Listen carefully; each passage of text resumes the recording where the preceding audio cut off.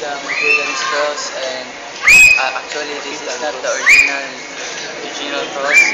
The original cross is inside it to preserve it from breakage and other things. As Uy, tigil lang. Sige, sige, try and na.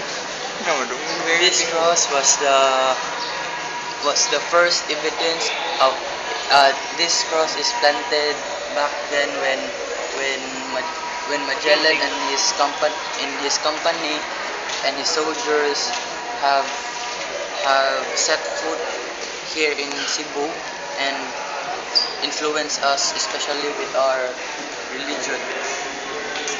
This is an evidence that Catholicism in the Philippines is considered indeed centered on Cebu.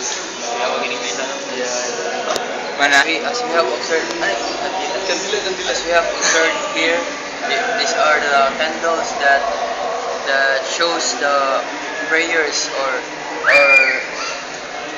stands for the prayers and the religiosity of the Cebuanos.